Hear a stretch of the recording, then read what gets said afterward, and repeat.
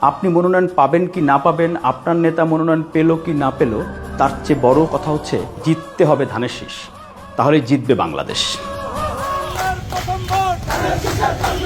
সম্প্রতি বিএনপি তাদের দলীয় মনোনয়নের প্রাথমিক একটি তালিকা প্রকাশ করেছে এবং প্রার্থীরা সাধারণ মানুষের সাথে নির্বাচনী প্রচারণায় ব্যস্ত রয়েছেন।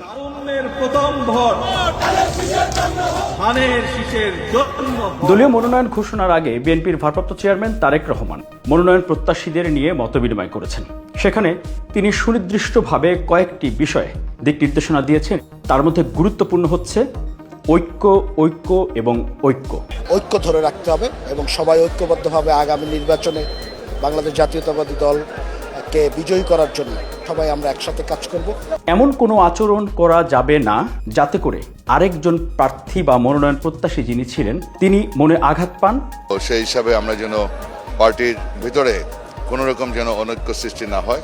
যে কথাটা উনি বললেন সেইটা হচ্ছে আপনারা এই যে মিষ্টি খান, আরেক গ্রুপ কিন্তু অসন্তুষ্ট হলো, বিক্ষুব্ধ হলো অথবা অপমানিত হলো, যাই হোক আপনাদের থেকে সরে গেল, একটা গ্রুপ আপনাদের থেকে সরে গেল। এই মিষ্টি খাওয়ার কালচারটা বন্ধ করতে হবে আপনাদের। আপনি তো আর মিষ্টি খাবেন না এইভাবে, অর্থাৎ এই কথা বলে আর মিষ্টি খাবেন না। যেই গুপ্তবাদ চারিদিকে ছড়িয়ে পড়ছে, এই বিষয়ে দলের নেতাকর্মীদেরকে কঠোরভাবে নির্দেশনা দিয়েছেন। অদৃশ্য শক্তি আপনাদের পিছনে কাজ করবে, আপনারা হয়তো বা বুঝতেছেন না। বিদেশি ষড়যন্ত্র চলছে, দেশের সার্বভৌমত্বের বিরুদ্ধে ষড়যন্ত্র চলছে। আমরা সবাই যেন ঐক্যবদ্ধ। যিনি দলীয় মনোনয়ন পাবেন তিনি দলের বা যাদেরকে মনোনয়ন দেওয়া যায়নি, মনোনয়ন প্রত্যাশী ছিলেন, তাদেরকে সাথে নিয়ে ঐক্যবদ্ধভাবে কাজ করতে হবে। যিনি মনোনয়ন পাবেন তিনি বাকি সবাইকে নিয়ে, দলকে নিয়ে এগিয়ে যাবেন। মনোনয়ন প্রত্যাশীদের উদ্দেশ্যে তারেক রহমান যেই গুরুত্বপূর্ণ তিনটি বিষয় উল্লেখ করেছেন, সেই তিনটি বিষয় 19 October 2025 Miraj Hossain Gazi live, MAG live, এই ডিজিটাল প্ল্যাটফর্ম একটি পর্যবেক্ষণ এবং বিশ্লেষণ প্রতিবেদনে আমি তুলে ধরেছিলাম। এই যে মিষ্টি বিতরণের একটি উৎসব, এখানে তার নিজ দলের প্রতিপক্ষকে সামাজিকভাবে হেয় করা হচ্ছে, সেখানে যারা হয়তো সাধারণ মানুষ, সাধারণ ভোটার, তাদের মনেও কিন্তু একটি ধাক্কা লাগবে।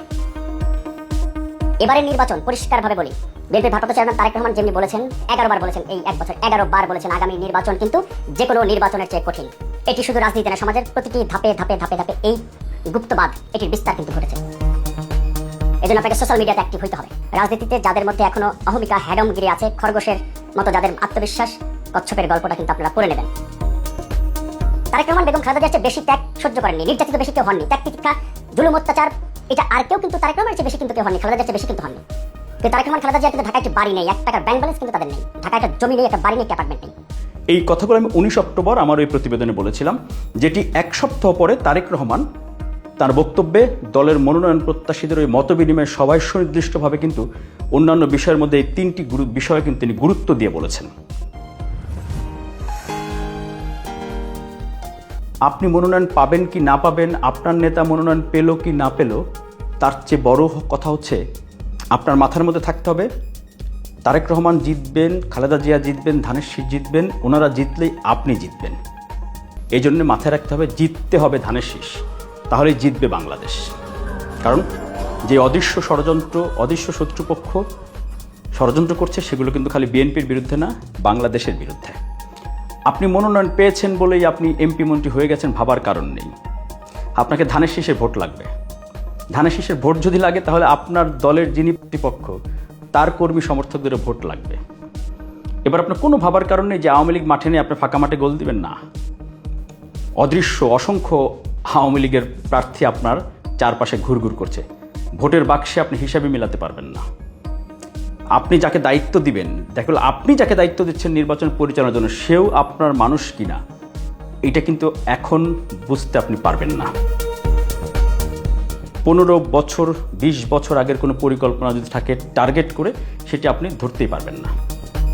আসল ঘটনা, সঠিক তথ্য জানার জন্য Miraj Hossain Gazi live YouTube channel, Facebook page MAG live subscribe করতে পারেন, ফলো, লাইক, শেয়ার করতে পারেন। আল্লাহ হাফেজ।